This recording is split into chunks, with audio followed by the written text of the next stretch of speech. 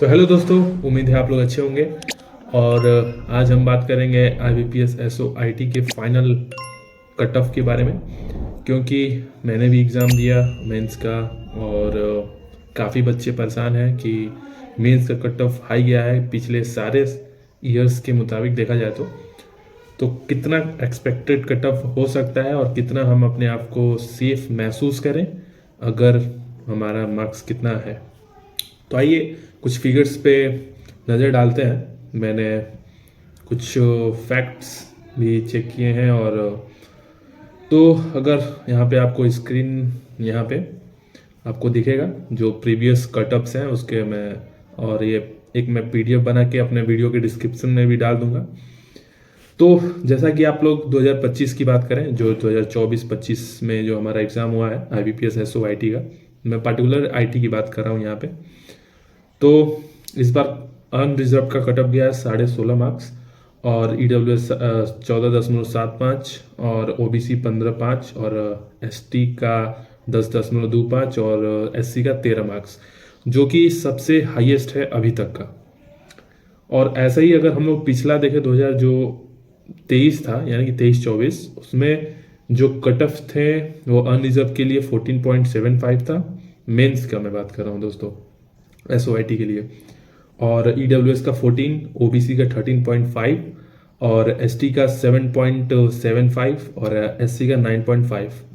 और उसके कंपैरिजन में देखें जो फाइनल मार्क्स गया, जो हमारे जो फाइनल मेरिट लिस्ट में आने के लिए जो हमारे कट ऑफ्स थे, मैं रिजर्व लिस्ट की बात नहीं कर रहा हूँ, जो नॉर्मली कट ऑफ 1 अप्रैल को जारी होते हैं, मैं उसकी बात कर रहा हूँ। तो वो गए थे अनरिजर्व के लिए 39.47, जो 40 से तो कम ही है। और ऐसे ही आप देखें तो EWS के लिए 35.33 और ST के लिए 26.33 और SC के लिए 29.07। और अगर हम लोग 2022 की बात करें, 2022 और 23 के, तो उसमें हम लोग कट ऑफ की बात करते हैं मेंस के लिए। तो मेंस का कट ऑफ अनरिजर्व के लिए गया था 13.75, और जो फाइनल मेरिट में आने के लिए कट ऑफ थे वो थे 40.53। तो यहाँ से हम लोग ये कह सकते हैं दोस्तों कि मेंस के कट ऑफ हाई है, तो हम लोग ये नहीं कह सकते कि जो फाइनल मेरिट लिस्ट है वो भी हाई ही जाएगी।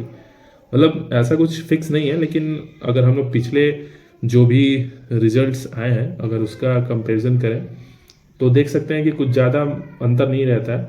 ये डिपेंड करता है कि आपका जो जो बच्चे हैं वो कितना परफॉर्म किए हैं उस पेपर में। कुछ बच्चे होते हैं जो एक पार्टिकुलर जोन होता है उसी में ज़्यादा उन लोग के मार्क्स होते हैं। जैसे कि अभी की बात करें तो 20 से लेकर 25 के बीच में मैक्सिमम बच्चे स्कोर किए हैं।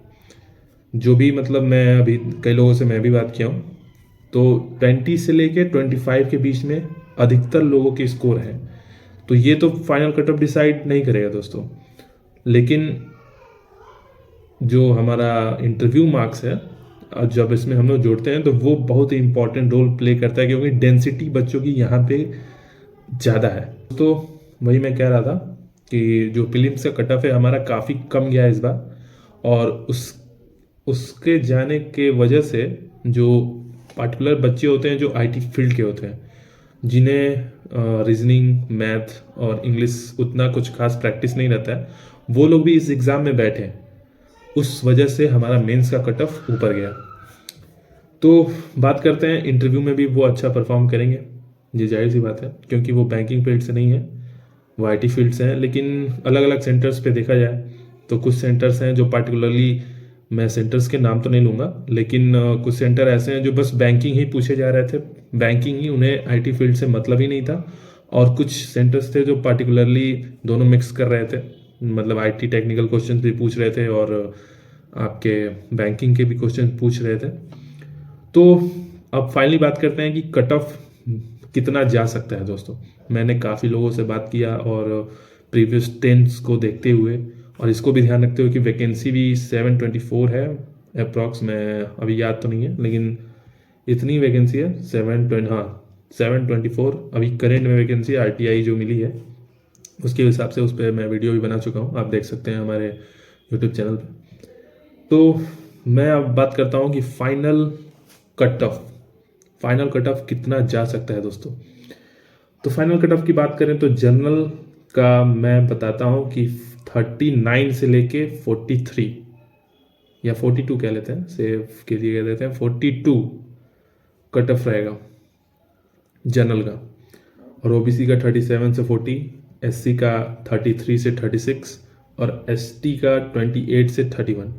ईडब्ल्यूएस का ओबीसी और जनरल मतलब ओबीसी के ही रेंज में मान सकते हैं, ईडब्ल्यूएस का भी 35 से लेके 40 के बीच में ही रहेगा ईडब्ल्यूएस। और ये एक्चुअल कट ऑफ नहीं है दोस्तों, मैं पहले बता देता हूँ, क्योंकि एक प्रिडिक्शन है और काफ़ी एनालाइज करके मैंने ये प्रिडिक्शन रखा है और देखते हैं कितना जाता है। लेकिन अगर आप इस जोन में हैं तो मान के चलिए कि 80% आप सेफ है अगर आपके मार्क्स इतना। और मार्क्स कैसे कैलकुलेट होते हैं, जैसे मान लीजिए आपके 20 नंबर हैं, 20 डिवाइडेड बाई 60 इंटू 80 प्लस जो इंटरव्यू के मार्क्स मिलेंगे 20 में से, तो ऑन एवरेज मान के चलिए 14, 15, 16 यही मिलते हैं बच्चों को। अगर कोई ज़्यादा एक्स्ट्रा ऑर्डिनरी परफॉर्म किया तो उन्हें 18, 19 भी मिलते हैं, ऐसा मैं नहीं कहूँगा कि नहीं मिलते हैं, लेकिन काफ़ी नंबर्स उनकी कम होती है जो 18, 19 नंबर्स पाते हैं। अधिकतर बच्चे 15, 14, 13, 16 यही इसी बीच में रहते हैं। तो एवरेज मान के चलते हैं 15 नंबर, और जितना आपका आ रहा है नंबर, मान लीजिए 20 आ रहा है तो 20 डिवाइड बाई 60 और इंटू 80 प्लस आपके इंटरव्यू मार्क्स 15। अगर आप इन सबको जोड़ने के बाद अगर आप 40 के आसपास हैं, 40 से ऊपर हैं या 42 से ऊपर हैं तो आप सेफ जोन में हैं। अगर 40 से ऊपर हैं तो भी एक तरीके से मानिए कि आप सेफ जोन में ही हैं।